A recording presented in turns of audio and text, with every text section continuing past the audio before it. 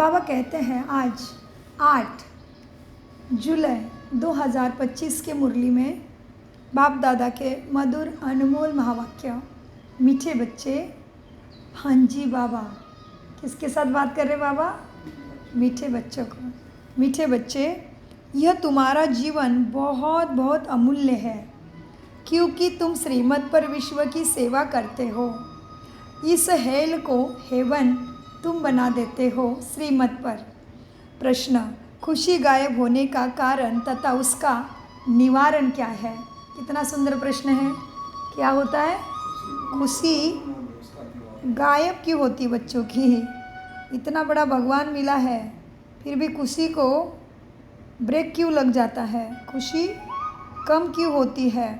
तो बाबा कहते हैं उत्तर में, खुशी गायब होती है देह अभिमान के कारण। दिल में जब कोई शंका पैदा हो जाती है तो खुशी गुम हो जाती है। इसीलिए बाबा राय देते हैं, जब भी कोई शंका उत्पन्न हो मन में तो फौरन बाबा से पूछो। फिर किसी भी चीज़ के लिए करो। आपकी जिम्मेदारियां है, संबंधों में है, ज्ञान के ऊपर है, ज्ञान योग धारणा सेवा के चारों सब्जेक्ट में कोई शंका है, कुछ भी, कोई भी प्रश्न, तो बाबा आपको ज़रूर मुरली के द्वारा, अमृत वेला संकल्प के द्वारा बाबा आपको ज़रूर देंगे, उपाय देंगे। हमारा ही नहीं, लाखों करोड़ों आत्माओं के अनुभव है। तो भगवान स्वयं कह रहा है, बच्चे प्रश्नचित्त होके, शंका कुसंग में फंस के, नाराज़ होके खुशी गायब होने नहीं देना। जब भी कोई शंका उत्पन्न हो तो फौरन बाबा से पूछो। देहाभिमानी रहने का अभ्यास करो तो सदैव खुशी रहेंगे। ओम शांति।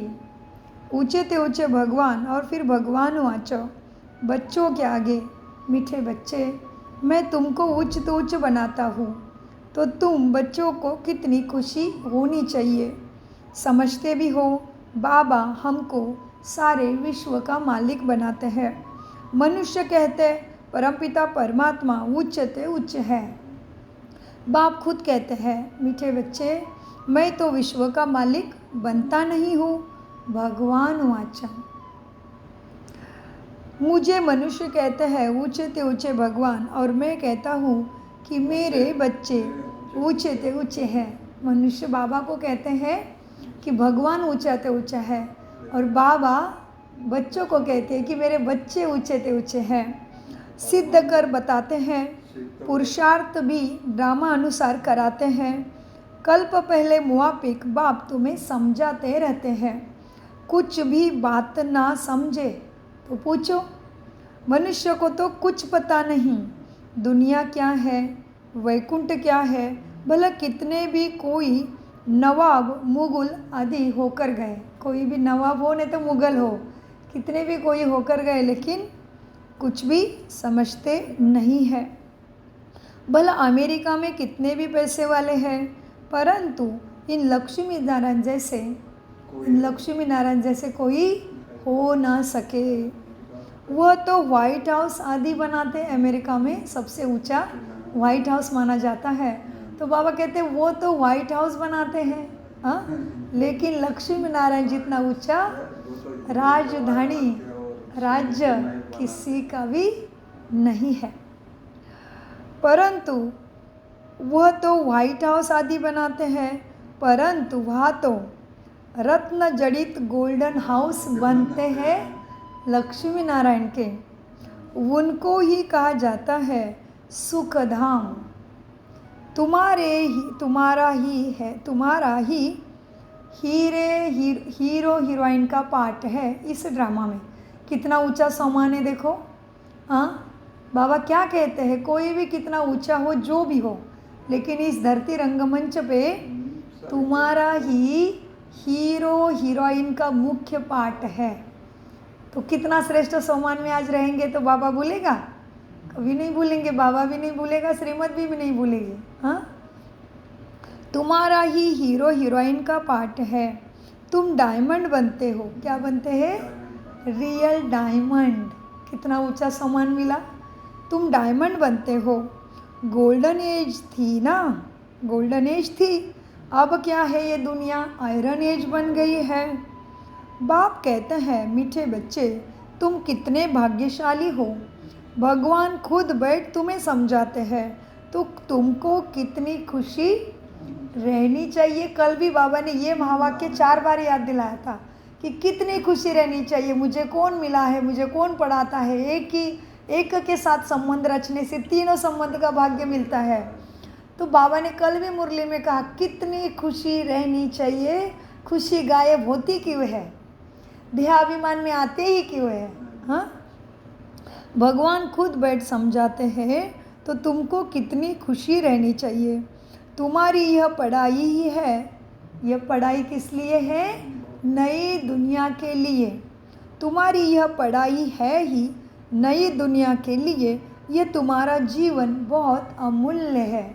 जीवन कैसा है हमारा ब्राह्मण जीवन, अमूल्य है। कोई इसके बराबरी का नहीं है, किसी से तुलना नहीं कर सकते, अमूल्य है। तुम्हारा ये ब्राह्मण जीवन बहुत अमूल्य है। ये आत्मा परमात्मा का मिलन और ये पढ़ाई, ये समय बहुत अमूल्य है, क्योंकि तुम विश्व की सर्विस करते हो। कल भी बाबा ने खुदाई खिदमतगार हमें बनाया, खुद भी बने। लेकिन कौन बनता है खुदाई खिदमतगार, जो कम से कम 8 घंटा देही अभिमानी रहेंगे, वही खुदाई खिदमतगार बोला है। तो आज भी बाबा क्या कहते हैं, बाबा कहते हैं, मीठे बच्चे ये तुम्हारा जीवन बहुत अमूल्य है, क्योंकि तुम विश्व की सर्विस करते हो। तुम बाप को बुलाते ही हो कि आकर हमें पावन बनाओ। हाँ, हम हेल में पड़े हैं, हमें हेवन में ले चलो। बाबा कहते तुमने बोला है, बाप को बुलाते ही है कि आकर हेल को हेवन बनाओ। हेवनली गॉड फादर कहते हैं ना। बाप कहते हैं, मीठे बच्चे तुम हेवन में थे ना, अब हेल में हो, फिर हेवन में होंगे। हेल शुरू होता है तो फिर हेवन की बात भूल जाती है। यह तो फिर भी होगा। फिर भी तुमको गोल्डन एज से आयरन एज में ज़रूर आना है। बाबा बार बार बच्चों को कहते हैं, बच्चे दिल में कोई शंका है तो ज़रूर बाप दादा को पूछो। इसीलिए तो हर जगह पे बाबा का स्पेशल कमरा रहता है। ये है बहुत वंडरफुल बात इस ईश्वरीय विश्वविद्यालय में। तो बाबा के कमरे में जाके ब्रह्मा माँ के पास बैठ के जो चाहिए वो बता दो, सबका उपाय मिलेगा। उपाय भगवान नहीं देगा तो कौन देगा भले, ऑलमाइटी अथॉरिटी नहीं देगी तो कौन देगा भले। किसी की ताकत नहीं है अभी हमें इस संसार के दुखों से पार करने की, किसी की भी ताकत नहीं है। बच्चे क्या कहा बाबा ने, कहाँ पे थे हम, बार बार बाबा बच्चों को कहते हैं, दिल में कोई भी शंका हो जिससे तुम्हारी खुशी चली जाती है तो बाबा को बताओ। बाप पेट तुम्हें पढ़ाते हैं, बाप तुम्हारे लिए आए हैं, बैठे हैं तुम्हारे सम्मुख। बाप बैठ पढ़ाते हैं तो पढ़ना भी चाहिए ना। खुशी नहीं रहती है क्योंकि तुम, क्या होता है, क्यों खुशी जाती होगी, देहाभिमान में आ जाते हो। क्यों जाती है खुशी, खुशी क्यों जाती है, क्यों जाती है खुशी, खुशी का देहाभिमान में आते हैं। खुशी चली जाती है क्योंकि तुम देहाभिमान में आ जाते हो। खुशी तो होनी चाहिए ना। बाप तो सिर्फ ब्रह्मांड का मालिक है, लेकिन तो विश्व के मालिक, कितनी बड़ी बात है। हाँ, तुमको तो विश्व के मालिक बनाते हैं। बाप केवल ब्रह्मांड का मालिक बनते हैं, लेकिन तुम्हें तो ब्रह्मांड का भी मालिक और विश्व का भी मालिक बनाते। कितने ऊंचा सम्मान देखो तो, कैसे खुशी जाएगी। ऐसे सम्मान को हम अंदर मंथन मनन करेंगे तो ज़रूर खुशी का मक्खन मिलता रहेगा ना। हाँ, बाबा कहते हैं, बच्चे बाप तो सिर्फ ब्रह्मांड का मालिक है, तुम तो विश्व के मालिक बनते हो। भले बाप को क्रिएटर कहा जाता है, परंतु ऐसे नहीं कि प्रलय हो जाती है, नई दुनिया रचते हैं। नहीं, बाप कहते हैं, मीठे बच्चे, मैं सिर्फ पुरानों को नया बनाता हूँ, पुरानी दुनिया विनाश करता हूँ, तुमको नई दुनिया का मालिक बनाता हूँ। मैं कुछ करता नहीं हूँ, यह भी ड्रामा में नूंद है। पतित दुनिया में ही मुझे बुलाते हैं, पारसनाथ बनता हूँ ना तुम्हारे लिए। तो बच्चे खुद पारसपुरी में आ जाते हैं। वहाँ तो मुझे कुछ कभी कोई, पारसपुरी किसको कहते हैं? सतयुग को बाबा ने आज पारसपुरी कहा है, सोने की नगरी, इसलिए बाबा का नाम है पारसनाथ। तो बाबा कहते हैं मुझे तुम्हें पारसपुरी में लेके जाने के लिए बुलाते हैं, तो उधर कोई दुख का नाम नहीं है। मुझे खुद बच्चे पारसपुरी में ले जाने के लिए बुलाते हैं, वहाँ तो कभी मुझे कोई बुलाएगा नहीं, ज़रूरत ही नहीं उसकी, तो उधर इतना सुख है। हाँ? कभी बुलाते हो कि बाबा पारसपुरी में आकर बाबा ने कितनी रमणीक बातें कही है। बाबा कहते कभी कहते हो क्या मुझे, बाबा थोड़ा पारसपुरी में आकर भी विजिट करो ना? नहीं बुलाते बच्चे, अभी ही बस उससे सब कुछ ले लेते हैं, वो चला जाता है, ये मग्न हो जाते हैं अपने राजधानी में, सतयुग में। हाँ, सो कैसे बच्चे कमाल के, देखो ऐसे बच्चों पे भी बाबा, केवल बाबा ही प्यार करता है, हमसे कुछ भी नहीं चाहिए, लेकिन हमें कितना प्यार करता है। कौन ऐसे हमें प्यार करेगा बताओ? कौन इतना निस्वार्थ प्यार हमें करेगा? ऐसे बाबा के प्यार का चिंतन करोगे ना, सच में खुशी से आंसू, खुशी की आंखें तुम्हारे खुशी से भर जाएगी, दिल में इतना सुकून लगेगा, इतना आराम और शांति महसूस होगी, जो फिर आपको दूसरे को दिए बिना रह नहीं सकते। फिर तुम कभी अशांति में आएंगे ही नहीं, कैसा भी कोई भी तुम्हारे साथ कैसा भी व्यवहार करे, लेकिन तुम जानोगे कि यह आत्मा तो शांति सधर्म की, शांति धाम की रहने वाली, शांति सागर की लाडली संतान है। लेकिन अब उस रोल में आके वो आत्मा ऐसे रिएक्ट कर रही है, तो तुम तो तुम्हारे शांति सधर्म में स्थित ही रहोगे, उसको प्यार ही करोगे। लेकिन कब? जब बाबा का प्यार ऐसे मंथन करोगे मन में कि बाबा मेरे से कुछ नहीं लेता, लेकिन मुझे कितना ऊंचा बनाता है, और मेरे से इतना प्यार करेगा कौन इस धरा पे? कोई नहीं। हाँ, सो हम कितने भाग्यशाली है, देखो पद्मा पदम भाग्यशाली बन गए ना। तो मीठे बाबा कहते हैं, बच्चे कभी बुलाते ही नहीं मुझे पारसपुरी में। हाँ, आकर थोड़ी विजिट तो लो, बुलाते ही नहीं है। हाँ, गायन भी है, दुख में सिमरन सब करे, सुख में करे न कोई। हाँ, अब गायन भी है, दुख में सिमरन सब करे, पतित दुनिया में याद करते हैं, सुख में करे न कोई, न याद करते न बुलाते हैं, सिर्फ दोपहर में मंदिर बनाकर मुझे उसमें रख देते हैं। जब ज़रूरत पड़ी तभी। इतने हम चालाक बच्चे हैं, फिर भी भगवान कितना प्यार बरसा रहा है हमारे ऊपर, देखो। हाँ? हमारे शब्दों का मान कोई नहीं देता ये दुनिया में। तुमने बताया और तुरंत माना, ऐसे खुद के बच्चे भी नहीं करेंगे, लेकिन तुमने बुलाया, मैं चला आया, इतना दयालु भगवान मिला है। हाँ, सो मीठे बाबा कहते हैं, सिर्फ द्वापर युग में तुम मंदिर बनाकर उसमें मुझे रख देते हैं, पत्थर का नहीं तो हीरे का लिंग बना देते हो। हाँ, लेकिन रख देते हो मंदिर में, वो भी द्वापर युग में। हाँ, राजा विक्रमादित्य जी ने बनाया ना इतना सुंदर मंदिर, और इतना प्रचंड भगवान के याद में। उनको लगा द्वापर युग में राजा विक्रमादित्य जी, जो इस धरती का दैदीप्यमान राजा, उनका जैसा कोई हुआ नहीं और हो भी नहीं सकता। तो उनको लगा कि मेरे से ऊंचा कोई देश धरा पे है, जिसने मुझे इतना अमूल्य, इतना आथा धन द्वापर युग में दिया है। सो वो राजा ने, राजा विक्रमादित्य कौन होंगे सोचो फिर? यही है ब्रह्मा बाबा की आत्मा, जो द्वापर युग में प्रथम राजा विक्रमादित्य बनती है। और उनको फिर याद आता है अपने पिता की द्वापर युग में तब बनता है सोने का हीरे का लिंग। तो बाबा उसकी भी हमें याद दिलाते हैं। तो बाबा तो आज हमारा सुदर्शन चक्र ही घुमा रहे हैं ना। तो बाबा कहते मीठे बच्चे, मुझे फिर दोपहर में मंदिर में बनाकर रख देते हो, भले पत्थर का नहीं लेकिन हीरे का लिंग तो बनाकर रख देते हैं, पूजा करने के लिए मुझे बनाते हो। उसमें भी स्वार्थ ही आ गया हमारा। हाँ, बाबा फिर कहते मेरा लिंग तो बना दिया दोपहर में, पहले तो मुझे बुलाते भी नहीं है।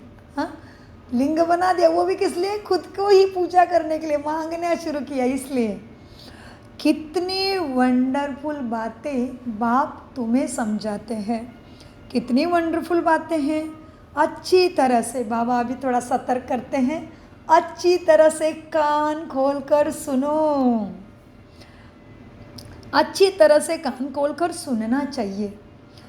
कान भी प्योर करने चाहिए, मतलब ये कानों से कोई अपवित्र बातें ना सुनो, विकारों की बातें ना सुनो, जो काम की बातें है ही नहीं, जो ईश्वरीय परिवार की बातें है ही नहीं, जिसमें भगवान के श्रीमत सद्गति का कोई ज्ञान है ही नहीं, वो बातें कान से सुनना माना कान को अपवित्र बनाना।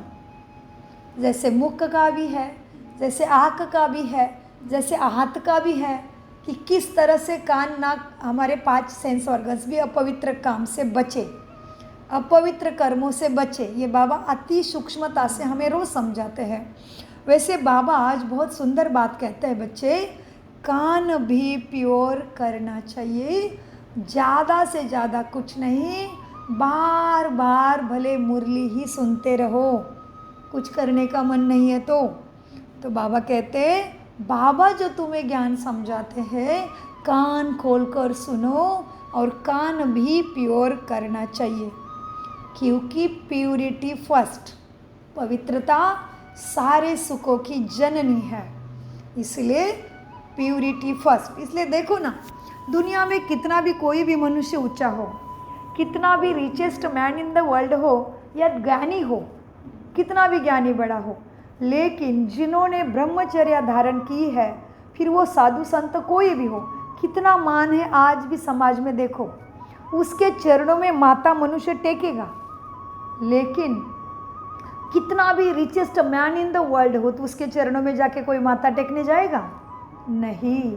तो पवित्रता का आज भी मान है, केवल उनकी पवित्रता संपूर्ण भी नहीं है। ब्रह्मचर्य मतलब पवित्रता है नहीं, केवल ब्रह्मचर्य पवित्रता का एक अंग है।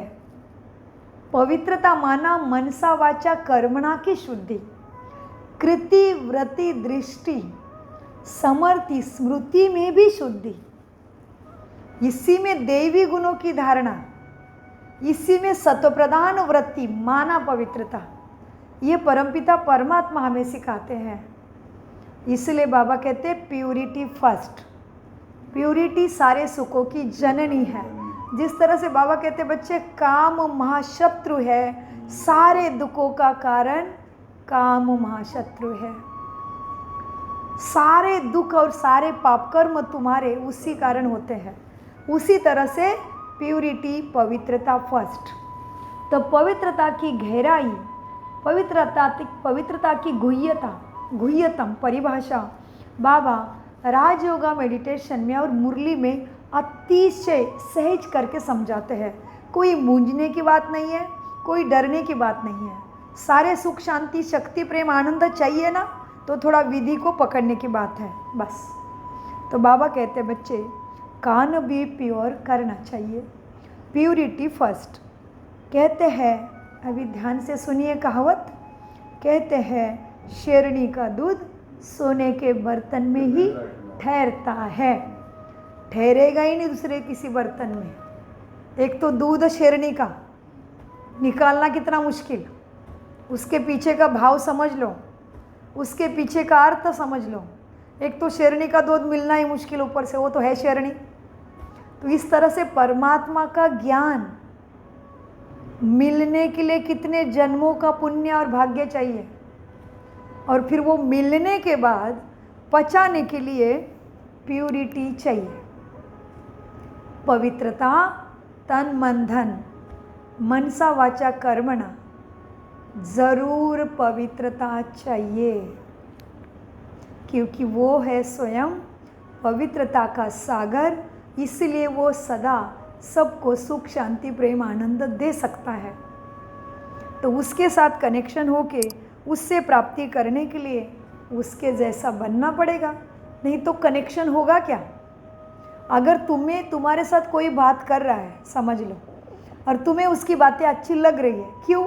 अरे तुम्हारे और उसकी भाषा मिली है ना। अभी तुम जानते हो हिंदी और दूसरा बात कर रहा है थाई में, तुम्हारा मिलन होगा, तुम्हें उस भाषा में मज़ा आएगा?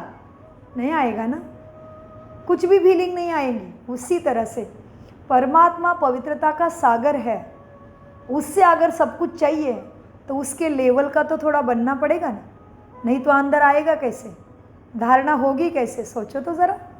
मांग तो सभी रहे भगवान को, लेकिन मिलेगा कैसे, उसकी विधि भी तो जानना पड़ेगा, तभी तो कहेंगे पढ़े लिखे। मीठे बच्चे, देखो अब ये ज्ञान बाबा कितना अच्छी तरह से समझाते हैं, कितनी वंडरफुल बातें तुम्हें बताते हैं। अच्छी तरह से कान खोलकर तुम्हें सुनना चाहिए, कान भी प्योर करना चाहिए, प्योरिटी फास्ट। कहते हैं ना, शरणी का दूध सोने के बर्तन में ही ठहर सकता है, इसमें भी पवित्रता होगी तो धारणा होगी। इसीलिए बाप कहते हैं, फिर से वो पॉइंट बाबा ने याद दिलाया, बाप कहते हैं मीठे बच्चे काम महाशत्रु है। क्या बोला बाबा ने? बाबा कहते हैं मीठे बच्चे काम महाशत्रु है, इन पर तुम्हें विजय ज़रूर पानी है, क्योंकि तुम्हारा यह अमूल्य अंतिम जन्म है, यह भी तुम ही जानते हो। यह वही महाभारत लड़ाई भी है। क्या है ये? महाभारत लड़ाई महान बनने के लिए। कौन महान बन रहा है? भारत भूमि स्वर्ग भूमि बन रही है, वैकुंठ भूमि विष्णु की भूमि सत्यनारायण की भूमि बन रही है। इस बात को समझो। महाभारत शब्द से डरो नहीं, कंफ्यूज नहीं होना, अंधश्रद्धा में नहीं जाना। ये तो प्रथम शुरू है महाभारत मेरे अंदर। हम रोज इसका चिंतन कर रहे हैं कि महाभारत लड़ाई मुझे आत्मा को पहले अपने अंदर से महानता को जागृत करना है, परमात्मा से शक्ति लेके मुझे अपने अंदर देवत्व जागृत करना है, मुझे अपने अंदर सतप्रधानता जागृत करनी है, मुझे अपने अंदर से रावण को माया को मारना है। ये है महाभारत लड़ाई। अच्छे और बुरे संस्कारों की जीत, अच्छाई की जीत, बुराई की हार होनी है। दुख कष्ट मिटने हैं, सुख शांति की दुनिया आनी है। इसलिए कहावत भी है, क्या? सच्चाई की नाव हिलेगी डुलेगी, डूबेगी कभी भी नहीं। बाबा के रुद्र महाज्ञान यज्ञ में प्रजापिता ब्रह्मा कुमार कुमारी ईश्वरी विश्वविद्यालय में ब्रह्मा कुमार कुमारी स्पिरिचुअल गॉडली वर्ल्ड यूनिवर्सिटी में कितनी दिक्कतें आई होगी ब्रह्मा बाबा के टाइम में, लेकिन भगवान का कार्य कोई रोक नहीं सका। ये है कहावत का सार। और भी गहरा चिंतन आप कर सकते हो, लेकिन सच्चाई की नाव हिलेगी डुलेगी डूबेगी कभी भी नहीं। हमारे अंदर भी ऐसे होता है। हम बाबा के बच्चे बने तो है, आत्मा परमात्मा का मिलन हुआ तो है, भगवान के सदगते के यूनिवर्सिटी में एडमिशन मिला तो है, लेकिन अपने पुराने हिसाब किताब चुकतू करते करते कभी कभी बहुत माया पछाड़ेगी। लेकिन परमात्मा साथ और मुरली नहीं छोड़ोगे ना, कोई तुम्हें हरा नहीं सकता है। बाबा की याद नहीं छोड़ना है, मुरली नहीं छोड़ना है, अभ्यास नहीं छोड़ना है, सदगति की पढ़ाई नहीं छोड़नी है। सो मीठे बच्चों को बाबा कहते हैं, बच्चे बाप कहते हैं काम महाशत्रु है, इन पर विजय पानी है, तुम्हारा यह अंतिम जन्म है, यह भी तुम जानते हो। यह वही महाभारत लड़ाई भी है। कल्प कल्प जैसे विनाश भी बुराई का, दुखों का, दुराचार का, तमोप्रधानता का कल्प कल्प भी विनाश हुआ था, अभी भी होगा। अच्छे से अपने अंदर की बुराई को त्याग दो, काम क्रोध लोभ मोह अहंकार को त्यागो तो दुख नहीं होगा। यही विनाश है। बाबा के समझ, सद्गति के ज्ञान के समझ से अपनी सत्यता को पहचानो। सच में मेरा कौन है, मेरा कहाँ है, मेरा क्या है, इसको जानो तो विनाश का दुख तुम्हें पछाड़ नहीं सकता। नहीं तो कहावत क्यों बनी, अग्नि में भी बिल्ली के भौरे सुरक्षित रहते हैं। यह है परमात्मा बच्चों का गायन। तो मीठे बाबा कहते हैं, बच्चे कल्प कल्प जैसे विनाश हुआ है, हूबेहूब अब भी होगा ड्रामा अनुसार। तुम बच्चों को स्वर्ग में फिर भी अपने महल बनाने हैं ना? जी बाबा, बनाने हैं। तुम बच्चों को स्वर्ग में फिर से अपने महल बनाने हैं, जैसे कल्प पहले बने थे। स्वर्ग को कहते ही है पैराडाइज, बहिश्त, पारसपुरी। कितने सुंदर नाम दे रहे बाबा आजकल। स्वर्ग को कहते हैं पैराडाइज। पुराणों से पैराडाइज अक्षर निकाला है पुराण, बाइबल से। सभी ने अपने अपने भाषा में कहा है। कल परसों बाबा ने कौन सा शब्द याद दिलाया सतयुग के लिए? इस्लामिक, गार्डन ऑफ अल्लाह, बहिश्त। आज बाबा कहते हैं पैराडाइज, माना ये क्रिश्चियनों का शब्द है, बाइबल में है पैराडाइज, सतयुग के लिए पैराडाइज। हम क्या कहते हैं सतयुग के लिए? स्वर्ग कहते हैं, शिवालय कहते हैं, विष्णुपुरी कहते हैं, लक्ष्मी नारायण का राज्य कहते हैं, सतयुग कहते हैं, और क्या कहते हैं? हेवन भी कहते हैं, वैकुंठ भी कहते हैं, विष्णुपुरी भी कहते हैं। वैसे दूसरे भाषा में भी सतयुग के लिए और नाम भी है। तो अंग्रेजी में सतयुग को पैराडाइज कहते हैं। सो बाबा कहते हैं स्वर्ग को ही पैराडाइज कहते हैं। स्वर्ग ही है पैराडाइज। पुराणों से पैराडाइज अक्षर निकला है। कहते हैं मानसरोवर में परियां रहती थी। कल बाबा ने गार्डन ऑफ अल्लाह का समझाया। बाबा कहते भले गार्डन ऑफ अल्लाह कहते हो बहिश्त को, स्वर्ग को, लेकिन क्या उधर सुंदर सुंदर फूल और पेड़ ही होंगे क्या? मनुष्य भी तो चाहिए, देवताएं भी चाहिए। आज बाबा इनका समझाते हैं कि कहते हैं तो उनकी कोई कहानियाँ होगी बाइबल में। तो बाबा कहते हैं पुराणों से पैराडाइज अक्षर निकाला है। कहते हैं मानसरोवर में परियां रहती थी। हमारे कथाओं में, कीर्तनों में भी है, गरुड़ पुराण में वगैरह में ऐसी बातें हैं। तो बाबा उसका भी गहराई में लेके जाते हैं।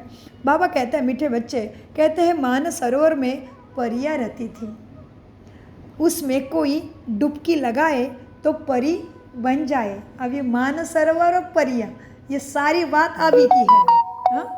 कहते हैं मानसरोवर में परियां रहती थी, उसमें वो सरोवर में कोई डुबकी लगाए तो परी बन जाए। वास्तव में है ज्ञान मान सरोवर की बात, ये ज्ञान की बात है। हाँ, उसमें तुम क्या से क्या बन जाते हो।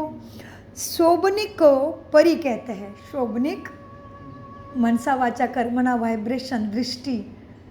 अगर शांत अपने स्वधर्म में स्थित है, आत्मा सद्गुणों में स्थित है, तो उतने सुंदर सबको लगती है। सो बाबा कहते हैं अब देखो शोभनिक भी परी को ही कहते हैं। ऐसे नहीं पंख वाली कोई परी होती है, ऐसे नहीं। जैसे तुम पांडवों को महावीर कहा जाता है, उन्होंने फिर पांडवों के बहुत बड़े बड़े चित्र, गुफाएं आदि बेट बना दिए हैं। तो बाबा कहते जैसे उन्होंने भी बाइबल में परी है, पैराडाइस है, और फिर मान सरोवर या क्या क्या कहानियाँ बनाई। और देखते हम क्रिश्चियनों के वो जाते हैं चर्च में तो दिखते हैं कितने सारे परियों के फ़ोटो बेटो क्या क्या है उनका अपने हिसाब से। तो बाबा कहते हैं वो सारा प्रतीकात्मक है, उसका अर्थ अभी की तुम्हारे स्थिति से लगता है। तुम बनते हो इस सत्य ज्ञान से ऐसे सुंदर ज्ञान परियां। हाँ, इसलिए संडे के मुरली में बाबा ने बोला, बाबा जब उसका टीवी खोलेगा तभी सब कैसे दिखाई दे, चमचम ड्रेस पहना हुआ फरिश्ते का ड्रेस में, लाइट के ड्रेस में दिखाई दे।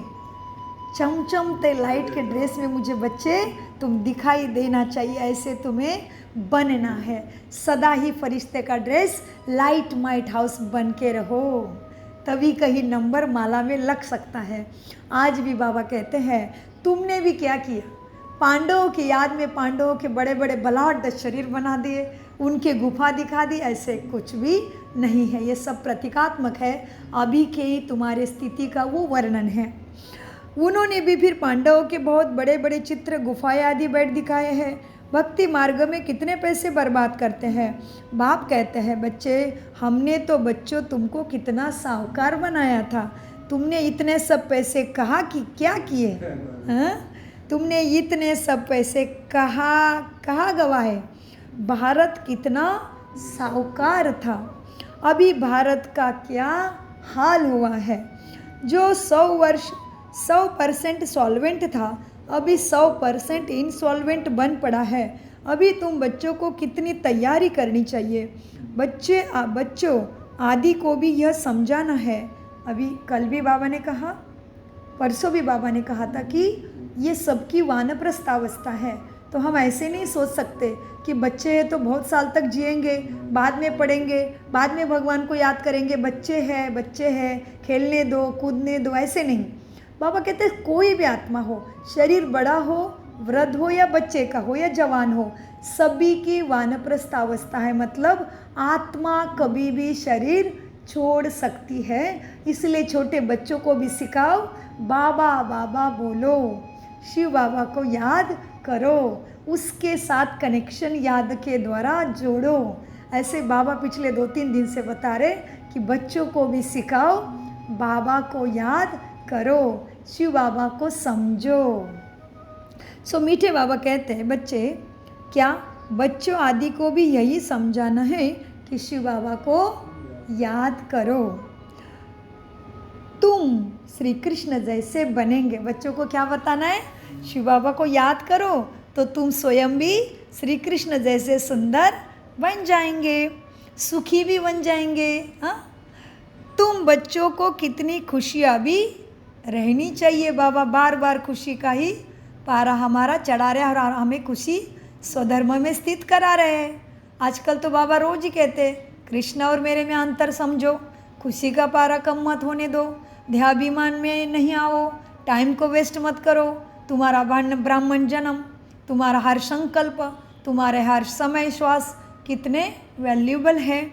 अभी बाबा ने क्या कहा, इतना बड़ा भगवान मिला है, तुम्हें कितना ऊंचा बना रहा है, तो तुम्हें कितनी खुशी होनी चाहिए। तुम बच्चों को कितनी खुशी रहनी चाहिए, लेकिन अपार खुशी उन्हें ही, ध्यान से सुनो, फिर से आ गया, किसको अपार, कौन खुशी में रह सकता है। अपार खुशी उन्हें ही रहेगी जो सदा दूसरे की खिदमत माना सेवा में रहते हैं। कल भी दिया था पैरामीटर, कौन है खुदाई खिदमतगार, जो 8 घंटा आत्माभिमानी स्थिति में रहता है। आज क्या कहा बाबा ने, क्या बोला आज, खुशी उन्हें बच्चों को रहेगी, माना खुशी सोधर में वही आत्मा स्थित रहेगी जो सबकी सेवा खुशी निरंतर निस्वार्थ भाव से करता ही रहता है, वो रहेगा बच्चा खुशी स्वधर्म में स्थित। अपार खुशी उन बच्चों को रहेगी जो सदा दूसरे की खिदमत माना सेवा में रहते हैं। मुख्य धारणा है तुम्हारी चलन, मुख्य धारणा है चलन, मुख्य धारणा चलन बहुत रॉयल हो, खान पान बहुत शुद्ध सुंदर हो। तुम बच्चों के पास जब कोई आते हैं तो उनकी हर प्रकार की खिदमत तुम्हें करनी चाहिए, स्थूल भी तो सूक्ष्म भी, जिस्मानी रूहानी दोनों करने से बहुत खुशी होगी। कोई भी आए तो उनको तुम सत्यनारायण की ये सच्ची कहानी ज़रूर सुनाओ। शास्त्रों में तो क्या क्या कहानियाँ लिख दी है। विष्णु के नाभि से ब्रह्मा निकला, फिर ब्रह्मा के हाथ में शस्त्र दिखा दिए। अब विष्णु के नाभि से ब्रह्मा कैसे निकलते हैं, कितना बड़ा ये राज है समझने के लिए। विष्णु के नाभि से ब्रह्मा निकला मतलब क्या, मतलब ब्रह्मा की ही आत्मा विष्णु बनती है विष्णु की ये आत्मा फिर राज्य कारोबार करते, जन्म मृत्यु का सुंदर खेल खेलती है। सतयुग त्रेता में, द्वापर युग में भी श्रेष्ठ पद, और फिर वही आत्मा कलयुग के अंत में ब्रह्मा बनती है। फिर वही आत्मा पुरुषार्थ करती है, परमात्मा प्राप्ति करती है। वही आत्मा फिर सतयुग में जाके विष्णु बनती है। यही है ब्रह्मा के नाभि से निकला विष्णु। बाबा कहते हैं बच्चे, अब विष्णु के नाभि से ब्रह्मा कैसे निकलते हैं, कितना बड़ा राज है, और कोई इन बातों को कुछ समझ ना सके, लेकिन ये बहुत बड़ा समझने का राज है।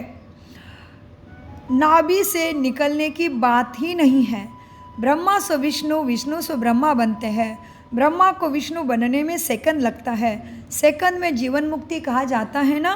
बाप ने साक्षात्कार कराया है, बाप ने साक्षात्कार कराया, तुम विष्णु का रूप बनते हो, सेकंड में नीचे हो गया।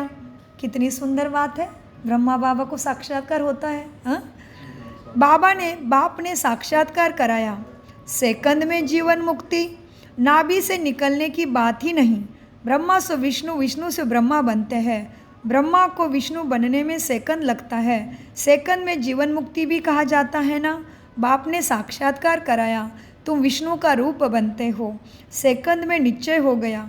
विष्णु साक्षात्कार भी हुआ और विनाश का भी साक्षात्कार हुआ। नहीं तो कलकत्ता में जैसे राजा ही ठाठ से ब्रह्मा रहते थे।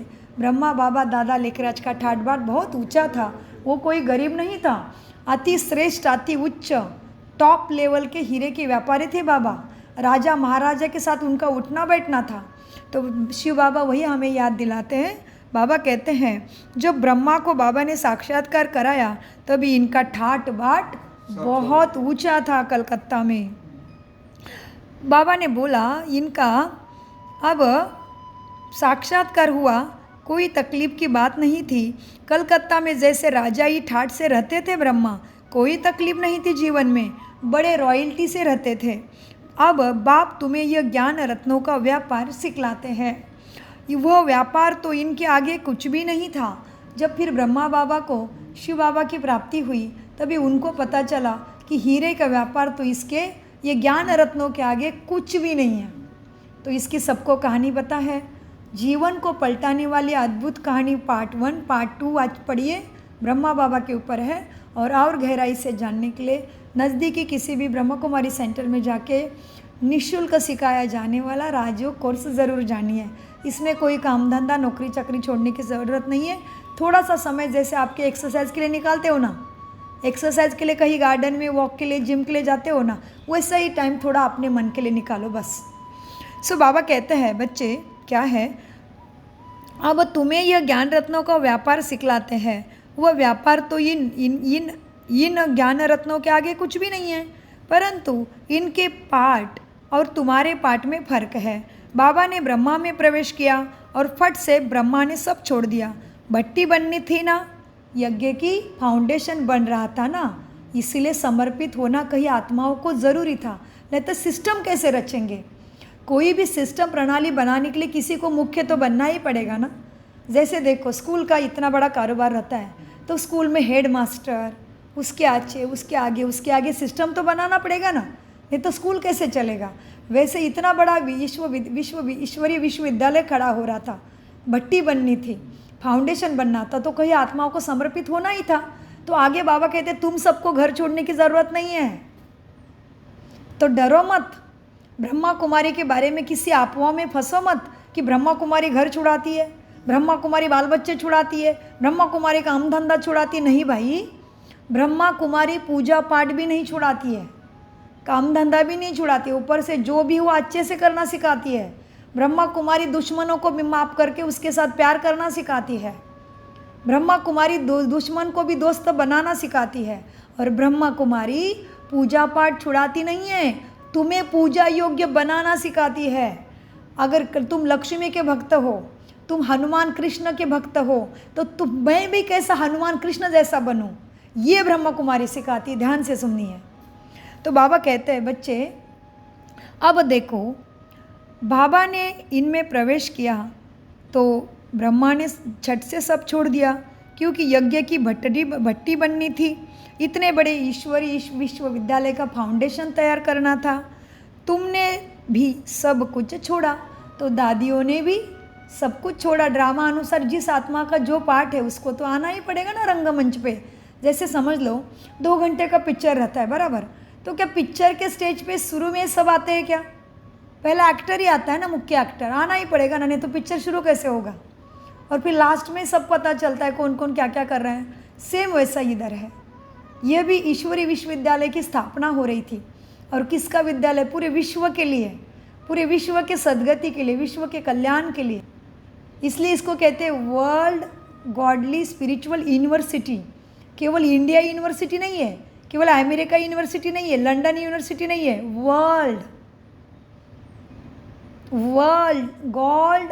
Godly spiritual world university for better world. केवल बेटर भारत नहीं है, बेटर वर्ल्ड। इसलिए इसमें 140 देशों की आत्माएं अपना सुख, कल्याण, सद्गति भगवान से निरंतर ले रहे हैं। तो ये भट्टी बननी थी, तो कई आत्माओं को समर्पण तो करना ही पड़ेगा, नहीं तो सिस्टम कैसे बनाए? सोचो ना थोड़ा सा। तो किसी अफवाह में, किसी गलतफहमी में फंस के भगवान से दूर नहीं रहना, ये हमारी तुमसे विनती है।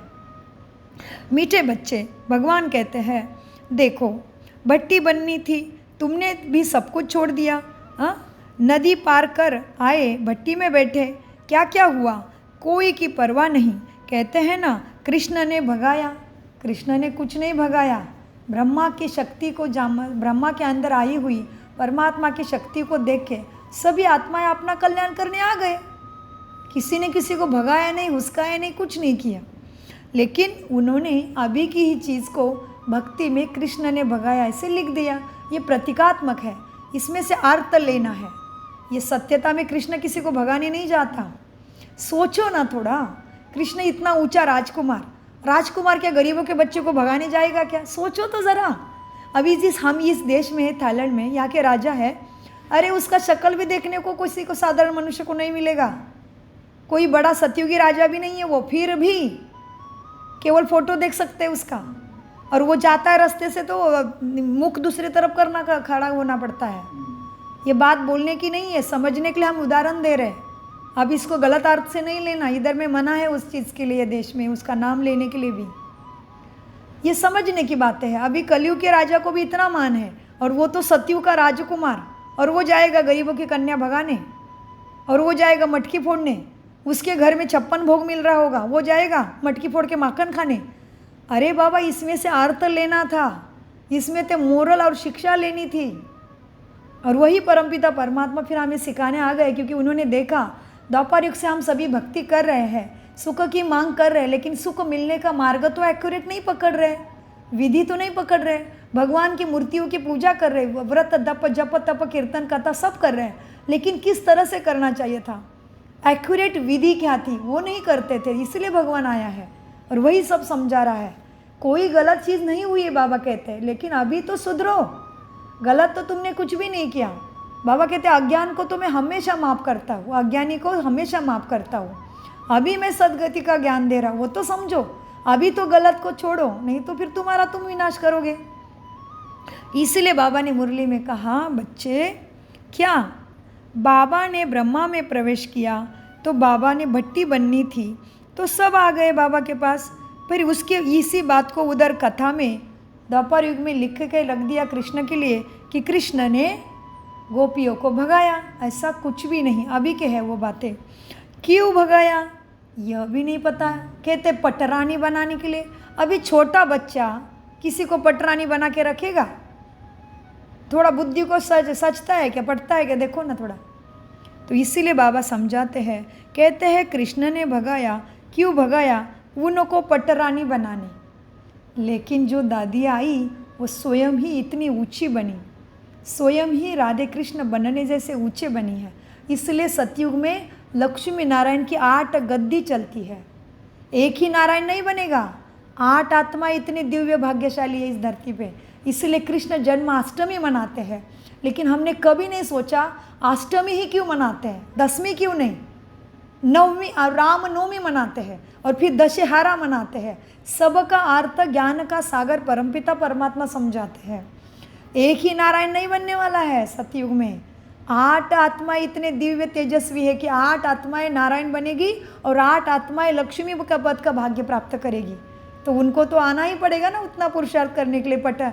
कृष्ण भगवान वे ब्रह्मा के पास परमात्मा के ज्ञान में रुचने के अपने को बहाना ही पड़ेगा, समर्पण करना ही पड़ेगा। परमात्मा के महावाक्य पे चलने का ही बुद्धि उनको होगी। इसलिए तो कहते कृष्ण को 16 कला है संपूर्ण। सो मीठे बाबा कहते हैं बच्चे देखो क्या क्या लिख दिया है भक्ति में। कृष्ण ने भगाया, क्यों भगाया? कहते उन्होंने पटरानी बनानी, ये भट्टी भी बननी थी ना। तुम बच्चों को स्वर्ग की महारानी बनाने के लिए भट्टी बन रही थी। शास्त्रों में तो क्या क्या गलत सलत लिख दिया है, प्रैक्टिकल में क्या क्या है अब तुम समझते हो। प्रैक्टिकल में क्या क्या है सो अब तुम समझते हो। भगाने की तो बात ही नहीं। कल्प पहले भी कृष्ण को कितनी गाली मिली थी, भगवान को भी गाली मिली, अभी भी वही कर रहे हैं। कल्प पहले भी गाली मिला था। कल्प पहले भी गाली मिली थी, नाम बदनाम हुआ था। यह भी ड्रामा में है। यह तो ड्रामा में है तो कुछ होता है तो सब कुछ कल्प पहले मुआफिक ही हो रहा है, कोई नई बात है नहीं। तो जब नई बात कोई है ही नहीं तो कन्फ्यूजन कैसा, हाँ मुश्किल कैसे? सब कुछ होना ही है। हाँ जैसे 2 घंटे का पिक्चर में जो जो लिख के रखा है डायरेक्टर ने वैसे मूवी चलनी ही है। तो एक्सीडेंट क्यों हुआ, दुश्मन क्यों आया, चोरी क्यों हुई, ये बात को सोचते ही नहीं, हम तो पिक्चर का मज़ा लेते हैं। तो बाबा कहते ये भी तो बेहद की मूवी चल रही है ना, बेहद का एक्ट ही चल रहा है सृष्टि रंगमंच पे। तो इसमें क्या मुश्किल आता है, ये तो होना ही है, ये तो लिखा हुआ है स्क्रिप्ट में। बाबा भी ड्रामा को नहीं बदल सकते, बाबा कहते हैं। हाँ अभी तुम बच्चे अच्छी रीति जानते हो, कल्प पहले जिन्होंने राज्य लिया था वो ज़रूर बाप से लेंगे। बाप कहते हैं मीठे बच्चे मैं भी कल्प कल्प आकर भारत को स्वर्ग बनाता हूँ, पूरा 84 जन्मों का हिसाब तुम्हें बताता हूँ। सतयुग में तुम अमर रहते हो। सतयुग में मतलब समय के पहले मृत्यु होती नहीं।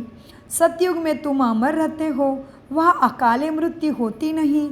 शिव बाबा कालों पर जीत पहनाते हैं। कहते हैं मीठे बच्चे मैं कालों का काल हूँ। कथाएँ भी है ना, तुम काल पर विजय पाते हो। तुम जानते हो, तुम जाने वाले हो अमरलोक, जहाँ समय के पहले आयु पूरी होने से पहले मृत्यु होती नहीं। और अभी क्या है? अभी तो जाए तब मृत अभी तो काल सबके सिर पे ही मंडरा रहा है। वो नहीं कहता छोटा बच्चा है, बड़ा है, जवान है, कोई भी जा सकता है। हाँ सो बाबा कहते हैं मीठे बच्चे तुम काल पर विजय पाते हो, तुम जाते हो अमरलोक में। अमरलोक में ऊंचे पद पाने के लिए एक तो मन वचन कर्म कृति वृत्ति दृष्टि से शुद्ध स्वच्छ सुंदर सत्व प्रधान माना पवित्र बनना है। माना आत्मा के कर्म इंद्रिय शांत स्वरूप, सुख स्वरूप, शक्ति स्वरूप, प्रेम स्वरूप, पवित्र सत्य ज्ञान स्वरूप और आनंदमय हो के ही कर्म करे, माना पवित्र बनना। सो बाबा कहते हैं देखो बच्चे अमर लोक में उच्च पद पाने के लिए एक तो पवित्र बनना है, दूसरा पवित्रता की परिभाषा को अच्छे से समझो, गलतफहमी में नहीं जाओ। क्या कहा बाबा ने? क्या कहा बाबा ने? अमर लोक में ऊंचा पद पाने के लिए एक तो पवित्र बनना, दूसरा दैवी गुण जरूर धारण करने हैं। पवित्र बनना है, दूसरा फिर दैवी गुण भी धारण करने हैं, तो ऊंचा पद निश्चित है। अपना रोज पोता मेल रखो। रावण द्वारा हमको घाटा तो नहीं हुआ ना। हम दिन भर में काम क्रोध लोभ मोह अहंकार ईर्ष्या द्वेष बदले की भावना निंदा हेट्रेट इसमें जाके कर्म तो नहीं किया ना। इसकी अपने आप जांच रखो। माना दिन भर में रावण ने कोई घाटा तो नहीं किया ना मेरे पुण्य कर्म में। देखो अपना रोज पोता मेल रखो। रावण द्वारा हम तुमको घाटा पड़ा है, मेरे द्वारा तुम्हें फ़ायदा होता है। देखो, व्यापारी लोग इन बातों को अच्छी रीति समझेंगे क्योंकि यह है ज्ञान रत्न। कोई विरला ही व्यापारी इन, बाबा क्या कहते बताएं, इस श्रेष्ठ ज्ञान रत्न के व्यापार को समझेगा। कोई विरला आत्मा ही समझेगी श्रेष्ठ व्यापार को कि मुझे भगवान को क्या देना है। अपने अंदर की बुराई, दुराचार, पापाचार, पुराने संस्कार, तमो प्रधानता सब देना है और उसके ज्ञान रत्नों से अपने को भरपूर करना है। इतना सिंपल व्यापार है। फिर भी बाबा कहते सबको नहीं समझ में आएगा, कोई विरला ही ये ज्ञान रत्नों का व्यापार करेगा। तो अपने को देखना है, मैं कोई विरला में आ गया हूँ ना, कोठों में कोई में कोई मैं आ गया हूँ ना। मैं समझ गया हूँ कि शिवलिंग के ऊपर क्यों आक धतूरा पॉइजनस फूलों की चढ़ाते हैं। वो कुछ नहीं लेता हमसे, केवल देता ही देता है। इसलिए दाता तेरी लीला अपरंपार हम कहते हैं भगवान को, लेकिन वो लीला अपरंपार कैसी है वो जानने के लिए राजयोगा मेडिटेशन करना, समझना अति आवश्यक है एवं समय की पुकार है। मीठे बाबा कहते हैं बच्चे, ये ज्ञान रत्नों का व्यापार है। हाँ, यह व्यापार, ज्ञान रत्नों का व्यापार भगवान के साथ कोई विरला व्यापारी इनसे व्यापार करे। तुम व्यापार करने आए हो ना, भगवान को सारा अपना कूड़ा कचरा दे के श्रेष्ठ ते श्रेष्ठ हीरा बनने आए हो ना। कोई तो अच्छी रीति व्यापार कर स्वर्ग का सौदा भगवान से ले लेते हैं। 21 जन्मों के लिए भगवान से जो चाहिए वो ले लेते, बहुत सहज है। 21 जन्म भी क्या, तुम तो 50-60% ही। बाबा ने बहुत गहरी बात की। हम हमेशा कहते हैं बाबा को कि बाबा हमें तो अपने पूरे कल्प के लिए दे दिया, हम कहते हैं। हाँ, क्योंकि कलयुग के अंतिम क्षण में भी उसका इतना प्यार मिल रहा है, उसने इतनी सदगति के आंखें, तीसरा नेत्र जागृत किया है, उसको पहचानने की बुद्धि दी है। ये बहुत बड़ी बात है। तो बाबा आज याद दिलाते बच्चे, 21 जन्मों ही क्या, लेकिन 50-60 जन्म तुम बहुत सुखी ही रहते हो। 84 में 50-60 जन्म संपूर्ण सुख, मतलब सोचो कितना सुख मिला। 1/3 तो मिल ही गया ना, मिल ही गया। तो बाबा कहते देखो, 21 जन्म ही क्या, 50-60 जन्म तुम बहुत सुखी रहते हो, पद्मापति बनते हो, माना सबसे श्रीमंत, सुख में, समृद्धि में, सब में पद्मापति बनते हो। देवताओं के पैर में पद्म दिखाते हैं ना, इसलिए देखो हमारे राजा महाराज, जो समर्थ स्वामी वगैरह रहते हैं, उनके जैसे गजानन महाराज है महाराष्ट्र में, गोंदावलकर महाराज है, उनके स्वामी समर्थ है, उनके पैर के पास पादुका ही दिखाते हैं। तो वो पादुका किसका प्रतीक है, पद्मों की कमाई, माना इतनी कमाई कि उसका कोई काउंटिंग नहीं कर सकते हैं, इतना भाग्य जमा। तो बाबा कहते हैं बच्चे, पद्मपति तुम बनते हो, इसलिए देवताओं के पैर में पद्म दिखाते हैं ना, लेकिन दिखाते तो है, अर्थ थोड़ी जानते हैं। राम के पादुका में नमस्ते करने से कुछ नहीं होना। राम कैसे बने, राम जैसे सुखी कैसे बने, शक्तिशाली कैसे बने, वो जानने के लिए ज़रूर राजयोगा का राज जानिए। सो बाबा कहते हैं बच्चे, बाप कहते हैं मैं कितना साधारण हूँ। हाँ, अब पद्मापति तुम्हें बनाता हूँ। पद्म रखते हैं, देवताओं के पद्म दिखाते हैं, लेकिन अर्थ नहीं समझते हैं। तुम अभी पद्मापति बन रहे हो, तो तुमको कितनी खुशी अंदर में होनी चाहिए। बाप कहते हैं मैं कितना साधारण हूँ, कितने साधारण तन ब्रह्मा में आया हूँ, तुम बच्चों को स्वर्ग में ले जाने आया हूँ। मुझे तुम बुलाते भी हो, पतित पावन आओ, आकर पावन बनाओ। पावन रहते ही है, पावन मनुष्य आत्मा कहाँ रहती है, सुखधाम में, माना सतयुग में। पावन रहते ही है सुखधाम में, शांतिधाम में। शांतिधाम की कोई हिस्ट्री ज्योग्राफी तो हो नहीं सकती, वहाँ तो आत्माओं का रहने का जगह है, झाड़ है। आत्माओं का उल्टा वृक्ष ये देखो ब्रह्मलोक इधर है, ठीक है, यह चमचमता है ना, बीच में दिख रहा है ना, ये है आत्माओं की रहने की जगह। तो जिसके अंदर जितनी सत्वप्रधानता धारण होगी वो परमात्मा के पास अपना जगह प्राप्त करेगा। इसलिए ये आत्मा के ऊपर में शांति धाम में ब्रह्मलोक में ये है आत्माओं के वृक्ष का जगह। आत्मा इस तरह से उल्टे वृक्ष के रूप, उल्टा वृक्ष कहते हैं ऊर्ध्व मूलम अधशाखम। गीता के 15वें अध्याय में इसका गायन आया है, आत्मा के ट्री का, आत्मा के झाड़ का, जो परम धाम में हम सब जाके ऊपर में अपने अपने सेक्शन में बैठेंगे और बाबा बीज रूप ऊपर है। सो ये सब सुंदर चित्र है परम धाम के हमारे आत्माओं के स्थान का। तो बाबा कहते हैं वह तो आत्माओं का झाड़ है ऊपर परम धाम में, सूक्ष्म वतन में कोई बात नहीं। हाँ, सूक्ष्म वतन में कोई झाड़ की बात नहीं है। बाकी यह सृष्टि चक्र कैसा फिरता है वह भी तुम जान गए हो। सतयुग में लक्ष्मी नारायण की डायनेस्टी थी, ऐसे नहीं एक ही लक्ष्मी नारायण सिर पर राज्य करते नहीं, 8 लक्ष्मी नारायण की गद्दी चलती है। वृद्धि तो होती है ना, फिर दोपहर में वही पूज्य से पुजारी बनते हैं। मनुष्य फिर परमात्मा के लिए कह देते हैं आपे ही पूज्य आपे ही पुजारी। परमात्मा नहीं बनता आपे ही पुजारी, वो सदा ही सत्यम शिवम सुंदरम है, वो सदा ही महादेव है।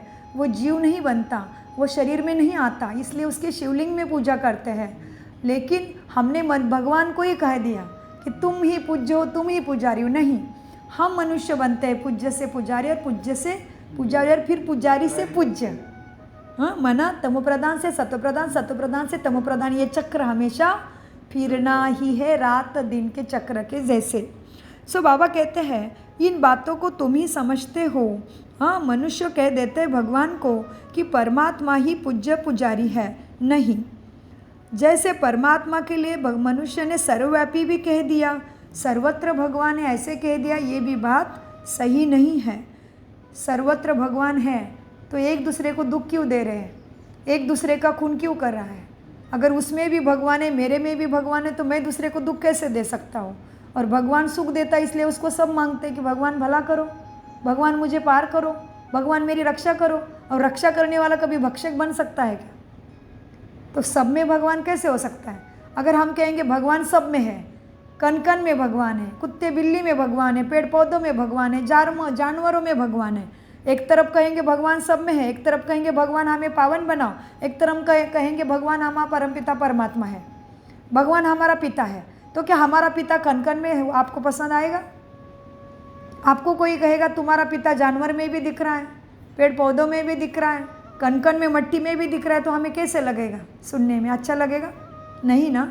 तो शरीर के पिता के लिए भी इतना मान है, तो वो तो परमपिता परमात्मा पूरे विश्व को सुख शांति स्वर्ग पद देने वाला, उस पिता को हम कैसे कह सकते कि तुम सर्वत्र हो? नहीं, उसकी शक्ति सर्वत्र कार्य कर सकती है, उसके शक्ति से हम सत्वप्रधान बनते हैं, उसके शक्ति से ये दुनिया दुख से मुक्त होती है। लेकिन वो सर्वत्र नहीं, उसका रहने का स्थान है परमधाम ब्रह्मलोक, इसलिए उसको ऊपर वाला भी कहते हैं। इसलिए मनुष्य जब हताश होते तो कहते हैं तुझे जो करना है कर, ऊपर वाला देख रहा है, ऊपर वाला जाने, कहता है ना मनुष्य। तो ऊपर वाले को कैसे सर्वत्र कह सकते हैं? तो इसका अर्थ समझो, सर्वत्र कहा कोई गलती नहीं की, लेकिन उससे में हमने भगवान के पास से भटक गए। भगवान की शक्ति सर्वत्र कार्य करती है सुख देने के लिए, भगवान सर्वत्र नहीं है। हाँ, भगवान के बच्चे सर्वत्र है, जिसके शरीर में दिन रात खून का अभिषेक कर रहा है, वो हम उनके बच्चे सर्वत्र हैं। भगवान सर्वत्र नहीं कह सकते। भगवान एक ऊंची हस्ती है, उसका रहने का एक मुख्य स्थान है, वहाँ से वो कलयुग के अंतिम में हमें सदगति देने ज़रूर आता है, उसका कार्य पूरा होता है वो चला भी जाता है। जिस तरह से स्कूल में टीचर है, लेकिन एग्ज़ाम के टाइम में तुम्हें टीच करने का काम करेगा क्या? नहीं ना, एग्जामिनर बन जाएगा ना, स्कूल पूरा होते ही स्कूल को ताला भी लग जाएगा ना, विधि है ना। सेम विधि इधर भी है, सदगति और सद्बुद्धि के लिए आता है, फिर वो चला भी जाता है। तो इसीलिए भगवान सर्वव्यापी मत कहो, भगवान को सर्वव्यापी कहना माना उसकी निंदा है। तो बाबा कहते हैं जैसे परमात्मा के लिए सर्वव्यापी कह देते हैं, इन बातों को भी तुम ही अर्थ सहित समझते हो। आधा कल्प तुम गाते आए हो, क्या गाया हमने आधा कल्प से? भगवान तुम ऊंचे ते ऊंचे हो। आधा कल्प तुम गाते आए हो ऊंचे ते ऊंचे भगवान, और अब भगवान उवाच, जो ऊंचा ते ऊंचा भगवान था ना, वो वाणी में आ गया है। वाणी द्वारा तुम्हें सदगति, कानों द्वारा ज्ञान अमृत पिला रहा है। सो ऊंचे ते ऊंचे भगवान अब भगवान उवाच। ऊंचे ते ऊंचे बच्चे हो। बाबा क्या कहते, बच्चे मैं ऊंचा नहीं हूँ, तुम मेरे से ऊंचे हो, क्योंकि तुम विश्व के मालिक बनते हो, तुम ब्रह्मांड के सतयुग के राज्य पूरे विश्व के मालिक बनते हो। मैं तो विश्व का मालिक नहीं बनता, मैं तो जन्म मृत्यु में आता ही मैं तुम्हें ज्ञान देता हूँ, मेरा पाठ पूरा होता है, तुम सतप्रधान सद्गुणी बनते हो, तुम सर्वगुण संपन्न बनते हो, सुंदर कंचन काया वाले देवी देवता बनते हो, मैं ऊपर चला जाता हूँ, मेरे जगह पे जाके बैठ जाता हूँ, तुम राज्य करते हो फिर देवी देवता बन के, तुम नर से नारायण बनते हो, तुम नारी से श्री लक्ष्मी बनते हो, मैं कुछ भी नहीं बनता, केवल मैं देता हूँ, इसलिए मैं दाता हूँ, लेवता नहीं हो, दाता है केवल। सो मीठे बच्चे, अब तुम गाते आए हो, भगवान ऊंचे ते ऊंचे है और भगवान उवाच। गाते आए हो ऊंचे ते ऊंचे भगवान, और अब भगवान उवाच बोलते हैं। भगवान क्या बोल रहे हैं अभी वाणी में आके, बच्चे तुम ऊंचे ते ऊंचे हो। तो ऐसे बाप की राय पर तुम्हें चलना चाहिए ना, जो भगवान तुम्हें तुम खुद से भी ऊंचा बनाता है। उसकी राय क्या है, मुरली और सहज राजयोगा मेडिटेशन का ज्ञान। गृहस्थ व्यवहार भी तुम्हें संभालना है। जो भगवान तुम्हें ऐसा ऊंचा ते ऊंचे बनाते हैं, उनके श्रीमत पर माना उनके शिक्षा पर भी तुम्हें चलना है। गृहस्थ व्यवहार भी संभालना है। यह तो सब यहाँ मधुबन में या किसी पाठशाला में जाके या किसी सेंटर में जाके सब तो रह नहीं सकते। रहना अपने गृहस्थी में है।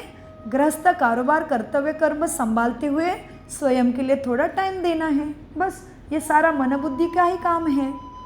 काम धाम छोड़ने का, संसार छोड़ने का काम ये नहीं है। ये नहीं बताते काम धाम छोड़ो, संसार छोड़ो, परिवार छोड़ो, कभी नहीं बताया ब्रह्मा कुमारी ने, लेकिन सत्य के लिए अफवाह फैल जाती है। जैसे नामदेव महाराज के लिए, तुकाराम महाराज के लिए, ज्ञानेश्वर महाराज के लिए, क्या तुरंत उनको माना समाज ने? स्वामी समर्थ के लिए गोंदावलेकर महाराज, रामदास स्वामी, सत्य साई बाबा, तुरंत माना समाज ने? कभी नहीं माना। जब उनका जाने का टाइम आया तभी आंखें खुली है। भगवान के लिए भी ऐसे ही हो रहा है। भगवान के लिए भी क्या क्या अफवाह फैला दिए हैं, लेकिन ऐसा बिल्कुल भी नहीं है। वो तो संसार संभालने आया है, संसार को और गिराने नहीं आता। नहीं तो उसको क्यों याद करेंगे? बुरे लोगों को कोई याद करते हैं क्या? जैसे रावण सबके संस्कारों में बैठा है तो रावण को जलाते हैं, राम को याद करते हैं, है ना? तो जो सुख देता है उसको याद किया जाता है, जो दुख देता है उसको जलाते हैं, नफरत करते हैं ना। तो भगवान को सब याद करते हैं, मतलब भगवान सुख देता होगा। समझने की बातें हैं ना। तो बाबा कहते हैं, बच्चे बाप तुम्हें राय देते हैं, उस पर चलने से तुम ऊंचे ते ऊंचे भगवान से भी ऊंचे बनते हो। पर लेकिन गृहस्थ व्यवहार भी तुम्हें संभालना है।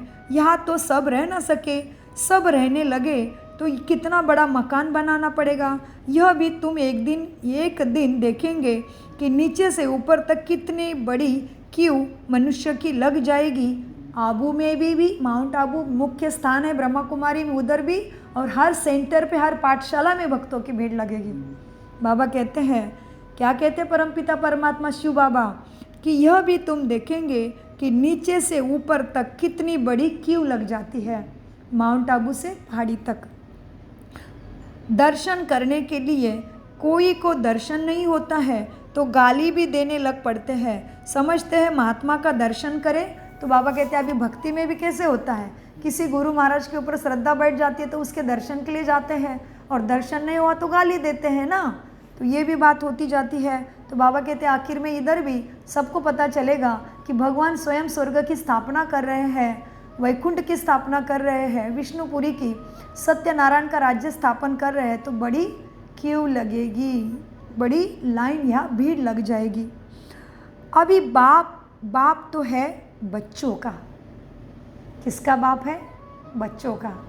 जो सहज राजयोगा द्वारा ये विधि को जानेगा कि मैं कैसा भगवान का बच्चा हूँ और क्यों मेरा जन्मसिद्ध अधिकार है, उनसे सुख, शांति, शक्ति, प्रेम, आनंद, हेल्थ, वेल्थ, हैप्पीनेस, सक्सेस, सद्गति, सद्बुद्धि, मुक्ति, जीवन मुक्ति लेने का मेरा कैसा जन्मसिद्ध अधिकार है, ये जानने के लिए सहज राजयोगा मेडिटेशन के द्वारा बाप को और पिता का रिलेशन जानना समय की पुकार है।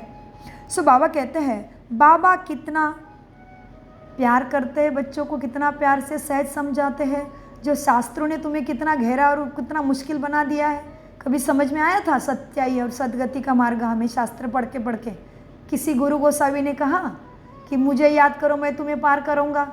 तुम्हारी सारी जिम्मेदारी मुझे दे के देखो, मैं कैसे छुड़ाता हूँ। किसी ने बोला था? किसी ने हिम्मत दी थी? इतनी नहीं दी थी। केवल प्राणेश्वर परमपिता परमात्मा यहाँ भी कहते, बच्चे सारी जिम्मेदारी मेरे ऊपर देखे देखो, तुमने मुझे कहा है घालीन लोटांगण वंदीन चरणम डोळ्यान पाहीन रूप तुझे, प्रेमे आलिंगन आनंद पूजन भावे वाळीन मने नमा. काय म्हणीन मी मनापासून? तमेव माताच पिता तुमेव, तुमेव बंधूच सखा तुमेव, तुमेव विद्या द्रवणम तुमेव, तुमेव सर्वम मम देव देव. कायेन वाचा मनसेंद्रियेमा बुद्ध्यात नामा प्रकृति स्वभावा करुण यज्ञम सकल परस्पर नारायणा की समर्पयामी. तो क्या समर्पण करना है वो राजयोगा में सिखाया जाता है. सो बाबा कहते हैं बच्चे क्या है, बाबा कितना समझाते हैं कि बच्चे याद का चार्ट रखो. हाँ, अभी बाप तो है बच्चों का, तुम बच्चों को सम्मुख आके पढ़ाते हैं सदगति का ज्ञान. तुम जिसको रास्ता बताते हो, कोई तो अच्छी रीति चल पड़ते हैं रास्ते पे, कोई धारणा नहीं कर सकते. कितने हैं जो सुनते भी रहते फिर बाहर में जाते हैं तो वहाँ के या वहाँ ही एक कान से सुना दूसरे कान से निकाल देते. ऐसे भी कितने बच्चे हैं. वह खुशी नहीं रहती है, पढ़ाई नहीं, योग नहीं तो खुशी भी नहीं मिलती. बाबा कितना समझाते हैं, बच्चे अपने याद का चार्ट रखो. महावाक्य को बाहट करके परत फिर रिपीट करके अपना बना लो ज्ञान को. सोचो आज बाबा ने प्रश्न क्या पूछा, सोचो आज बाबा ने धारणा क्या दी, आज बाबा ने स्लोगन क्या दिया, आज बाबा ने वरदान क्या दिया, आज बाबा ने महावाक्य क्या बोला, आज बाबा ने मुख्य बात कौन सी बताई. अंदर में रट के एक चिट्ठी बना के अपने जेब में रखो. ज्ञान रत्नों का व्यापार करो, उसको बार बार रटो. जैसे स्कूल में भी पढ़ाई में भी क्या करते हैं हमें पता है कि एग्ज़ाम के लिए ये पोर्शन बहुत इंपॉर्टेंट है तो हम उसके आगे लिखते हैं VIP, राइट, और उसका बार बार चिंतन करते हैं तभी बुद्धि में रहता है ना स्कूल में भी. और ये तो सदगति का ज्ञान है तो 1 मिनट में कैसे याद रहेगा. हम जन्म मृत्यु का खेल खेलते खेलते आत्मा कितनी विकारी अपवित्र हो गई है. तो इतना शुद्ध पवित्रता के सागर का ज्ञान बुद्धि में बैठने के लिए मेहनत तो करना पड़ेगा ना याद की. सो इसीलिए बाबा कहते हैं बच्चे अब तुम्हें खुशी क्यों नहीं रहती है. सुनते हैं, मुरली में आते हैं, लेकिन फिर याद नहीं करते, पढ़ते नहीं है तो खुशी नहीं रहती है, तो योग भी नहीं लगता है, तो पढ़ाई याद भी नहीं रहती है. बाबा कितना सहज समझाते हैं बच्चे. ये सहज राजाई पद पाने का सहज राजयोग है. तो याद का चार्ट रखो कि मैंने कितना घंटा याद किया या कितना घंटा वेस्ट गया, नहीं तो पीछे बहुत पछताना पड़ेगा. हम बाबा को कितना याद करते हैं, अपना चार्ट देखना चाहिए.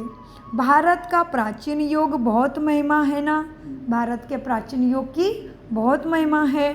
तो बाप समझाते हैं मीठे बच्चे, कोई भी बात तुम्हें नहीं समझ में आई तो ज़रूर बाबा से पूछो. हर तरफ बाबा के कमरे हैं, कमरे में जाके पूछो. आज भी ब्रह्मा बाबा चैतन्य फरिश्ते के रूप में सभी को उपस्थिति का अनुभव बहुत क्लियर देते हैं, लेकिन तुम्हारी याद की विधि भी एक्यूरेट चाहिए. तुम्हारा मन इतना एकाग्र होना चाहिए. आत्मा राजा को अपने मन बुद्धि काबू संस्कारों पे करनी आनी चाहिए, तो कनेक्शन ज़रूर होता है. सो बाप समझाते हैं कोई भी बात नहीं समझे तो बाबा से पूछो, आगे तुम कुछ भी नहीं जानते थे. बाबा कहते हैं बच्चे यह तो है, यह दुनिया तो कांटों का जंगल ही है, काम तो महाशत्रु है आत्मा का. यह अक्षर खुद गीता में भी है, श्रीमद् भगवद गीता में भी काम महाशत्रु है अक्षर है, लेकिन अर्थ कोई समझते नहीं है. यह अक्षर खुद गीता का है, काम महाशत्रु. गीता पढ़ते थे परंतु कुछ भी समझते नहीं थे. बाबा ने सारी आयु, ब्रह्मा बाबा ने 60 वर्ष का वृद्ध होते तभी शिव परमपिता प्रवेश हुआ है. तब तक ये ब्रह्मा बाबा ने 12 गुरु किए भगवान के खोज में, और कितना गीता पाठ पढ़े हैं. गीता पाठ पढ़े बिना बाबा चाय भी सुबह उनके घर में चूल्हा ही नहीं जलता था, इतना भक्ति का उनका रमन थे. बाबा कहते देखो यह बाबा ने भी गीता का पाठ किया है. बाबा ने सारी आयु गीता पढ़ी, समझते कुछ भी नहीं। समझते थे गीता का महत्व बहुत अच्छा है, लेकिन अर्थ से तो बाप ने ही समझाया। भक्ति मार्ग में गीता का कितना मान है। गीता बड़ी भी होती है, छोटी भी होती है। अभी अलग अलग गीता बना दी है मनुष्य ने, तो गीता पुस्तक की छोटी भी होती है, बड़ी भी होती है। स्वयं ब्रह्मा ने पूरा आयु गीता पढ़ी। समझता था ब्रह्मा कि गीता का बहुत महत्व है, गीता का महत्व बहुत अच्छा है। भक्ति मार्ग में गीता का कितना मान है, लेकिन गीता में जो लिखा है उसका अर्थ नहीं समझते कि उसको जीवन में कैसे उतारी जाए।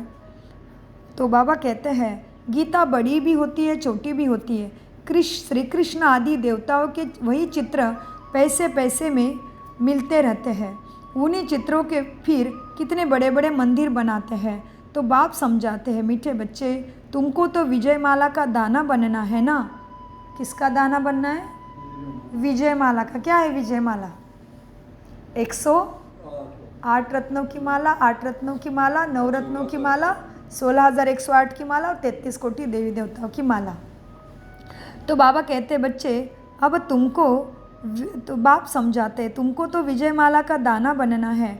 ऐसे मीठे मीठे बाबा को बाबा बाबा कहते हैं, समझते भी है स्वर्ग की राजाई बाबा देते हैं, परंतु फिर भी बच्चे सुनते हैं और फिर कथन भी करते हैं और माया फिर भी बच्चों को फारकती दे लाती है। माया ज्ञान को और बाबा को भी बच्चों में भुला देती है। बाबा कहा तो बाबा माना बाबा। भक्ति मार्ग में भी गाया जाता है, पतियों का पति गुरुओं का गुरु एक ही है, वह हमारा फादर है। परम पिता परमात्मा शिव बाबा ज्ञान का सागर पतित पावन है। तुम बच्चे कहते हो बाबा हम कल्प कल्प आपसे स्वर्ग का वर्षा लेते आए हैं, कल्प कल्प मिलते हैं। आप बेहद के बाप से हमको ज़रूर बेहद का वर्षा मिलेगा। मुख्य है ही अल्प, मुख्य है अल्फ, उसमें बे मर्ज है। बाबा माना वर्षा, वह है हद का, यह है बेहद का बाबा और बेहद का वर्षा सुख शांति का स्वर्ग पद। हद के बाबा तो ढेर के ढेर है, बेहद का बाबा तो एक ही परमपिता परमात्मा है। हद के गुरु महाराज, ऐसे ऐसे कितने सारे स्वामी समर्थ वगैरह बहुत ढेर है, लेकिन केवल सदगति दाता, बेहद का स्वर्गपद देने वाला, नर से नारायण बनाने वाला, नारी से श्री लक्ष्मी बनाने वाला बेहद का बाप एक ही है। तो वही बाबा तुम्हें नर से नारायण माना, लक्ष्मी की पूजा करते हो, हनुमान की पूजा करते हो, विट्ठल रुक्माई की पूजा करते हो, तुम किसी भी देवी देवताओं की पूजा करते हो, तो उस देवी देवता जैसे मैं कैसे बनूं, ये बाबा सिखाते हैं। बाबा पूजा नहीं छुड़ाते, खुद ही पूजा योग्य कैसे बने ये बनाते सिखाते। तो क्या ये ज्ञान बुरा है क्या? ये ज्ञान देवी देवताओं से दूर करने वाला है क्या?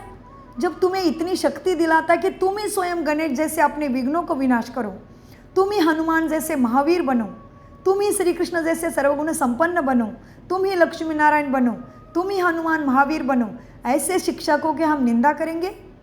ऐसे शिक्षा को हम कहेंगे क्या कि देवी देवता की पूजा छुड़ाते हैं, धर्म का नाश कर रहे? नहीं, ये कहना माना स्वयं को सदगति से दूर रखना है।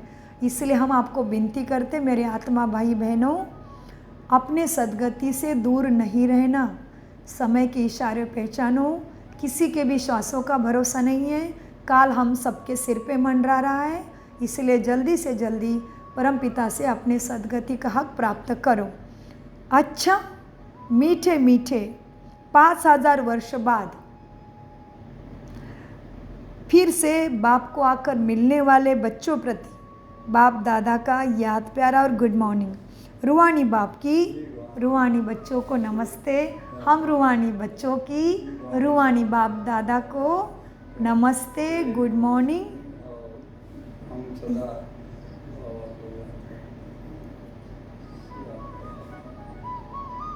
मीठे प्यारे बाबा के महावाक्य को हम खुद धारण करते हैं और सबको कराते हैं। धारणा के लिए मुख्य सार थोड़ा सा परिवर्तन कर रहे हैं, इसलिए सूक्ष्म स्थूल खिदमत सेवा कर अपार खुशी का अनुभव करना और कराना है। चलन और खान पान में बहुत रॉयल्टी रखनी है। अमर लोक में उच्च पद पाने के लिए मन बुद्धि मनसा वाचा कर्मणा से तन मन धन से पवित्र बनने के साथ साथ दैवी गुण भी धारण करने हैं। अपना पोता मेल देखना है कि हम बाबा को कितना याद करते हैं। अविनाशी ज्ञान रत्नों की कमाई भी जमा करते रहना है। कान प्योर बन जाए। इस कानों से अपवित्र बातें, निंदा की बातें ना सुननी है ना सुनानी है। माना hear no evil, talk no evil, see no evil and now do no evil. So अविनाशी ज्ञान रत्नों की कमाई जमा करना, कान प्योर बने जिसमें धारणा हो सके। वरदान, सेवा करते हुए याद की अनुभव की रेस करने वाले सदा लवलीन आत्मा भव। विस्तार है, वरदान लेते हैं। सेवा करते हुए याद की अनुभव की रेस करने वाले, याद की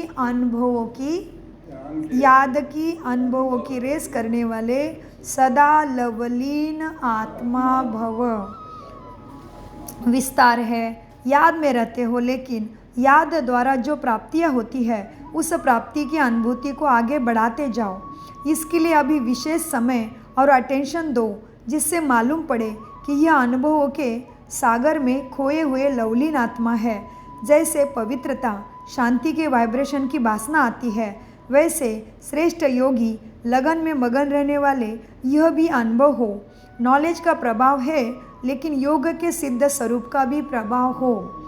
सेवा करते हुए याद के अनुभवों में डूबे हुए रहो। याद की यात्रा के अनुभवों की रेस करो। स्लोगन, सिद्धि को स्वीकार कर लेना अर्थात भविष्य प्रारब्ध को यही समाप्त कर देना है। ओम शांति। अव्यक्त इशारे, संकल्पों की शक्ति जमा कर श्रेष्ठ सेवा के निमित्त बनो। जितना जितना आप बच्चे श्रेष्ठ संकल्प की शक्ति से संपन्न बनते जाएंगे उतना श्रेष्ठ संकल्प की शक्तिशाली सेवा का स्वरूप स्पष्ट दिखाई देगा। हर एक अनुभव करेंगे कि हमें कोई बुला रहा है।